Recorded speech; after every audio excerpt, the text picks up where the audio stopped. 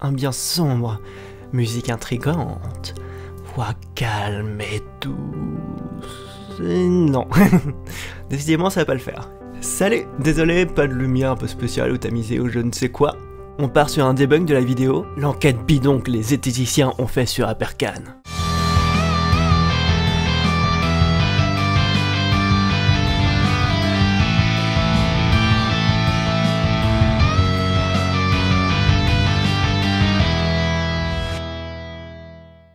Donc il s'agit d'une vidéo de debunk, enfin ça veut essayer de l'être, et donc sur l'enquête financière par Wild Eyed Demon, donc qui est youtubeuse et détective privée. Cette vidéo a été faite par Rechecking Media, qui est un youtubeur tout récent, donc c'est sa première vidéo, et a été relayée par François. Qu'est-ce que c'est que François? Donc il s'agit d'un site d'information, et ce dernier est très critiqué par les médias, pour diffuser fréquemment des fausses informations, des éléments trompeurs, et aussi faire le relais de certains éléments complotistes. Pour faire clair, on ne peut pas le définir comme un média de confiance. Et c'est tout à fait cocasse que ces derniers proposent une vidéo debunk. Donc on va voir si c'en est vraiment une. Pour commencer, on va commencer par la miniature. On y voit le pauvre Idriss Aberkan avec une cible sur la tête. Il y a également Thomas Durand de la tronche en biais, qui est en train de manipuler notre détective privé, donc Wild Eyed Demon. Voilà, Wild Eyed Demon est tourné en ridicule. On y voit également le titre « La fausse enquête contre Idriss Aberkan ». Donc ça annonce la couleur, bon, ça a quoi un petit peu à s'attendre, ça fait un petit peu des petites touches complotistes, mais bon, on sait jamais, ça peut être encore bien. C'est parti. Avant de rentrer dans le sujet, je vous propose d'écouter cette déclaration qui est faite dans la vidéo. Psyodélique, un autre youtubeur zététicien. Ouais, c'est plutôt impressionnant, même le principal intéressé n'y croit pas. Psyodélique, un autre youtubeur zététicien. Alors...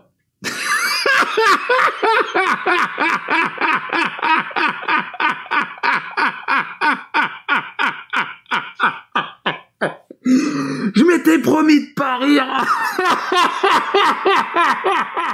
Donc, soit il ne connaît pas psychodélique, soit il ne sait pas ce que c'est que la zététique. Ce n'est pas un mal de ne pas savoir ce qu'est la zététique, mais c'est quand même bien de se renseigner un minimum quand on veut parler d'un sujet. Donc voilà, ça vous montre un petit peu le sérieux de cette vidéo. Commençons. Donc du coup, il se présente comme un ancien militaire. Très bien, même si je vois pas l'intérêt de cette information dans son développement. À moins qu'il l'utilise en tant qu'argument d'autorité. Mais bon, il ferait pas ça. Il se définit comme une personne peu influençable. Je suis plutôt terre à terre, dans le concret. Et j'ai horreur qu'on essaye de me faire avaler des théories foireuses en noyant l'absence de preuves rigoureuses dans un déferlement de pathos. Avec un fort instinct. Je m'efforce simplement de ne pas être naïf, et de faire confiance à mon instinct de simple humain. Et du coup qui ne se laisse pas berner par ses émotions. Je fais partie de ces gens qui ne se laissent pas aspirer dans un tourbillon émotionnel. Premier point, donc la manipulation. Donc une personne manipulée ne sait pas qu'elle l'est. Je tiens à rappeler qu'être manipulé, ça arrive à tout le monde, à n'importe qui, et tout le monde dans sa vie le sera. Et il est important de savoir prendre les critiques pour pouvoir un petit peu se sortir et puis se rendre compte qu'on est manipulé. Deuxième point, on va parler de l'instinct. Donc l'instinct c'est tout sauf fiable. Notre cerveau a plein de biais cognitifs, et puis on a une vision toujours un petit peu réduite de la réalité. On essaye toujours de trop simplifier les choses, parce que c'est comme ça, notre cerveau fait comme ça. Et malheureusement, la réalité est toujours plus complexe. L'instinct peut servir comme point de départ, mais il ne sera jamais suffisamment fiable et solide pour pouvoir baser un argumentaire dessus. Troisième point, donc les émotions. Donc la quasi-totalité des êtres humains sont dotés d'émotions. Elles sont là et nous ne sommes pas capables consciemment de nous en affranchir. Dire qu'on n'est pas influencé par ses propres émotions, c'est être un petit peu naïf et se mentir à soi-même. Parce que tout ce qui est émotions, etc., ça fait partie des biais de notre cerveau. Et il est important de savoir nos émotions, comment on réagit, pour pouvoir voir en fait comment elles vont changer sur notre point de vue et comment elles vont avoir un impact sur notre raisonnement.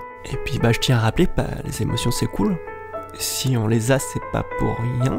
Elles sont très utiles. Enfin, pour ma part, j'ai eu pendant de nombreuses années des émotions qui étaient réduites et c'est juste désagréable. Et comme toujours, on se rend compte malheureusement de la valeur des choses qu'une fois qu'on les a perdues. C'est toujours pareil, comme pour la santé, les choses comme ça, la liberté. Voilà, on prend tout pour acquis et puis dès que ça disparaît, on se rend compte c'était bien. La vidéo commence par 17 minutes de hors-sujet, ou ce qu'il appelle de mise en contexte. Et 17 minutes, c'est très long. Et tout ça pourquoi? Des attaques sur la forme et des attaques ad nominem. Il passe l'entièreté de sa vidéo à se moquer de Walter Damon et de son travail. De notre Sherlock Holmes version Wish, notre détective amateur et de notre inspecteur Gadget, il me semblait qu'un détective privé avait pour but la vérité, quelle qu'elle soit. Selon une source, du genre de celle qu'on ne divulgue pas, la justice française s'intéresse aussi à la fiscalité divergente qui entoure les activités de Monsieur Aberkan. La pseudo-enquête vidéo de Wendy Boinard qui était à la pseudo-enquête de notre livreuse transhumaniste. Pas par une détective privée, quand bien même elle aurait du talent dans la réalisation de cette mission. Ce qui n'est pas ton cas, Wendy. Et la différence entre un vrai enquêteur et une livreuse transhumaniste politisée, c'est ça aussi, de toute évidence. Que cette pseudo-enquêtrice du dimanche. C'est très bas comme technique pour décrédibiliser quelqu'un. Et je suis désolé, mais tu devrais avoir honte d'utiliser ça en fait. Enfin, si tu veux qu'on te prenne au sérieux, les attaques ad hominem, ça marche peut-être sur quelques adolescents, mais sinon ça marche pas, ça te rend pas sérieux et voilà, ça nuit à ton message.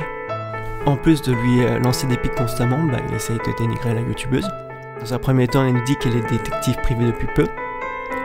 C'est vrai, elle a eu sa licence en été 2021. C'est-à-dire qu'elle est professionnelle, comme elle a une licence valide.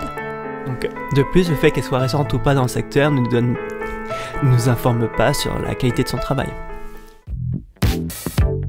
Destructeur de monde, un cracrouille. Tu dis bonjour? La cramouine. Qu'est-ce que c'est que ça? Oui, ça se mange, ça se mange, ça se mange. Non. Il nous dit aussi qu'il a réussi à trouver l'identité de cette dernière. Donc on rappelle que c'est une détective privée, pas une agence secrète. Trouver l'identité de cette enquêtrice, qui ne l'est officiellement que depuis juillet 2021, dont l'objectivité est plus que discutable, n'a pas été très difficile. De plus, divulguer ces informations sans autorisation dans une vidéo publique, c'est du doxing et c'est interdit par la loi. Donc voilà. Donc déjà, tu peux être légalement dans des soucis. Il nous parle également de son passé. Cette dernière a eu une entreprise dans le courrier. Ça n'a toujours rien à voir avec le sujet et ça n'impacte pas la qualité de son travail en tant qu'enquêtrice, en tant que détective privé. Elle a écrit un livre. Un roman écrit et paru en 2015 chez Eddy Livre, dont le personnage principal est une détective privée. Coïncidence, c'est suspect. Bien sûr que non. Ça n'a rien à voir avec son activité professionnelle actuelle. Et les romanciers ne sont pas connus pour être plus menteurs que les autres. Même quand tu le dis, t'as l'air tellement fier, mais... je suis désolé, mais c'est un raisonnement d'enfant, en fait. Elle était prétendante à l'élection présidentielle pour le mouvement techno-progressiste. Parlement mondial, viande cellulaire, lutte active contre le vieillissement biologique, développement actif des techniques d'ectogénèse, utérus artificiel, mind uploading et cryonie, etc. Bon, personnellement, j'ai préféré m'arrêter là. Donc visiblement, ce monsieur a un problème avec le transhumanisme. Déjà, est-ce qu'il sait ce que c'est? Donc on va voir ce que c'est. Définition! Le transhumanisme est un mouvement culturel et intellectuel international prenant l'usage des sciences et des techniques afin d'améliorer la condition humaine par l'augmentation des capacités physiques et mentales des êtres humains et de supprimer le vieillissement et la mort. Le mouvement transhumaniste se préoccupe des dangers comme des avantages que présentent de telles évolutions. On va regarder ce qu'il y a dans ce fameux programme, pour un peu se faire une idée. Un parlement mondial, c'est une bonne chose pour améliorer les relations internationales. Je vois pas pourquoi ce sera négatif. De la viande cellulaire, c'est-à-dire pouvoir créer de la viande et donc pouvoir manger de la viande sans avoir à tuer des animaux innocents. Je vois pas en quoi c'est problématique. Lutte active contre le vieillissement biologique. Donc c'est-à-dire prendre soin des autres et les soigner. Je vois pas pourquoi ça serait mal. Utérus artificiel, donc pour permettre des grossesses extracorporelles. Donc qui peut être utile justement pour les femmes qui ne peuvent pas avoir d'enfants. C'est une erreur de croire nécessairement faux ce qu'on ne comprend pas, disait Gandhi. Donc ça serait bien que tu appliques les conseils que tu donnes en fait. Ça ferait plus sérieux. Puis enfin, on finit par un déshonneur par association. Notre enquêtrice apparaît également sur la liste Confluence des énergies LDVD pour les élections municipales 2020 d'Oloron-Sainte-Marie. Liste dans laquelle on retrouve Hervé et Luc Béret, condamnés par la justice en décembre 2021 à 1 an de prison avec sursis, 5 ans d'inéligibilité et versement de dommages et intérêts à la commune d'Oloron. Le rapport... aucun. Bah, on cherche encore, mais bon, c'est juste de la malhonnêteté intellectuelle. Pour faire un exemple, c'est comme si je condamnais une personne parce qu'elle habitait dans la même ville qu'un tueur en série. Ça n'a aucun sens. Bref, est-ce que toutes ces révélations sont utiles pour le debunk? Pas du tout. C'est uniquement pour dégrader notre détective. Donc vous connaissez le dicton, hein. Quand vous pouvez pas attaquer la forme, attaquez le fond. Et si vous pouvez pas attaquer le fond, bah attaquez le messager. Passons à la suite. Donc il va maintenant nous expliquer comment il sait que Thomas Durand a engagé Devil Wild Eye. Ou bien peut-être que c'est aussi de faire du contenu pour abattre une cible que l'on a déjà en horreur, car contraire à ses convictions et à celles de ceux qui nous ont missionnés. Tu es toi et le réseau aux trousses d'Idriss Aberkan, dont font partie les zététiciens, qui se sont empressés de relayer ton enquête qui était tout sauf une surprise pour eux. C'est une des choses qu'il était trop facile à deviner et encore plus à trouver en 2 clics sur internet, et je ne suis même pas détective privé. Et attention, le raisonnement est fort complexe. Thomas Durand et Astronogeek se connaissent. Bon, normalement, si vous connaissez les 2 personnages, vous savez, vous êtes au courant. Astronogeek a engagé ses détectives concernant l'affaire Le Bouzeux. Donc il nous dit que Thomas Durand avait prévu de l'investissement dans l'affaire d'Idriss Aberkan 2 mois auparavant. Et oui, je pense que vous voyez où il veut en venir. C'est mignon, mais ça suffit même pas à dire que Thomas Durand et Wild Eye Demon se connaissent. Et donc, qu'il y ait eu un contrat entre les deux, encore moins. Donc, qu'est-ce qu'on a? Des affirmations sans preuve. Donc, voyons les points un peu qui posent problème. Parler d'Aberkan, ça rapporte. Peut-être, et c'est pas grave en fait. Ça montre seulement qu'il y a des personnes intéressées sur le sujet et que c'est un sujet important à traiter. Ça peut être intéressant d'apporter un nouveau point de vue ou de nouveaux éléments. Et ça serait une atteinte à la liberté d'expression, de s'interdire de traiter de certains sujets, sous prétexte que cela pourrait rapporter de l'argent. Chose marrante, c'est... parler d'Aberkan, ça se fait pas parce que ça rapporte de l'argent.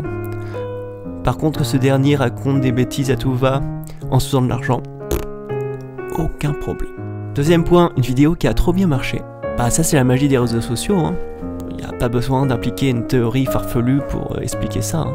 Les raisons, donc on a un sujet qui fait débat, une vidéo de qualité qui rapporte des éléments qui sont factuels et puis qui sont intéressants, et ensuite on a effectivement des youtubeurs, mais pas que des zététiciens, qui ont un petit peu propagé cette vidéo, donc ce qui explique son succès. Autre point, d'après Roger Kim Mania, il dit que l'enquête de Wild Eye Demon serait une enquête judiciaire. C'est faux, à aucun moment de la vidéo elle prononce ce terme, jamais, vous pouvez aller vérifier. Donc elle dit elle-même que ce ne sont que des faisceaux de présomption, et elle a donné ce qu'elle a trouvé à des autorités compétentes, et ça va être à ces autorités compétentes de faire une enquête, pour que ça puisse être jugé. Donc d'où il tient cette information? En fait, ça serait Psychodélique qui aurait dit ça. Voilà. Je pense que vous connaissez le bestiau, il est mignon, mais bon, il dit souvent de la merde. Donc voilà. Donc on se retrouve encore avec un procédé malhonnête. Donc faire dire à une personne ce qu'elle a pas dit. Ce qui peut être pratique, mais ça marche pas. Donc je vais faire un petit point sur l'homme de paille. Donc il s'agit d'un procédé fallacieux qui vise à modifier les propos du messager pour pouvoir faire du coup une autre version qui elle est attaquable. Donc, je vais faire un exemple pour que ce soit plus clair. Par exemple, si je dis que j'aime pas les fraises et que mon opposant me dit mais vous n'aimez pas les fruits, donc ce dernier va pouvoir dire ne pas manger de fruits c'est mauvais pour la santé. Mais moi, la seule chose que j'ai dite, c'est que je n'aime pas les fraises. Et ça ne veut pas dire que parce que je n'aime pas les fraises, que je ne mange pas de fruits. Donc, vous voyez qu'il y a une modification du propos pour le tourner à son avantage. Et ça, c'est pas gentil. Donc, ensuite, il parle de blanchiment d'informations. Ce n'est pas la première fois que le réseau Durand est accusé de pratiquer le blanchiment d'informations. Déjà, Kezako. Stratagème utilisé par un acteur hostile dans le cadre d'une campagne d'influence informationnelle, par lequel une information fausse ou trompeuse est légitimée par un réseau d'intermédiaires qui la reprennent en appliquant graduellement une série de techniques visant à modifier ou à dissimuler la source originale. Donc il s'agit là d'une accusation plutôt grave. C'est bizarre puisqu'il n'y a aucun exemple ou aucune preuve. Juste il nous balance ça comme ça, paf, dans une phrase. Puis rien pour justifier, que dalle, nada. C'est con parce que, si c'est vrai c'est grave, mais comme tu fournis pas de preuves, ça nuit encore à ton argumentaire. Pour résumer, en 17 minutes, Rechecking Mania n'a fourni aucune preuve concernant ces accusations, il n'a toujours pas parlé de la vidéo qu'il est censé débunker. Donc voilà, il n'y a eu que du bashing. Donc difficile de croire que cette personne est aussi impartiale que ce qu'elle veut nous dire. Donc le reste de la vidéo est constitué de 3 interviews. La première interview est de Mama Fatma Sene, donc qui s'occupe de la partie gestion pour Erin International. On a Alioune Thio, qui est donc le partenaire d'Idriss lors de la création d'Erin International. Et on a Pauline Bossiguerin, qui est chargée d'affaires pour Bioneria, chargée d'affaires aussi pour Game of Logos, et qui est dirigeante de la société Scandaria. Donc toutes ces entreprises appartiennent à Idriss. Donc cette personne se dit que c'était une bonne idée, pour avoir des preuves objectives, de faire des interviews d'employés d'Idriss Aberkane. Bon. Voilà, on va se douter que ces dernières vont pas être les plus objectives possibles. Et comme on s'y attendait, Rechecking Mania va donc complètement déformer les propos de Wild Demon. Par exemple, toutes les interviews sont faites à propos d'Erin International, alors que Wild Demon va dénoncer plutôt les activités étranges de Bioneria ou les autres entreprises. Et à un moment, elle dit que Erin International est une société écran. D'ailleurs, elle annonce même que cette dernière est une bonne couverture.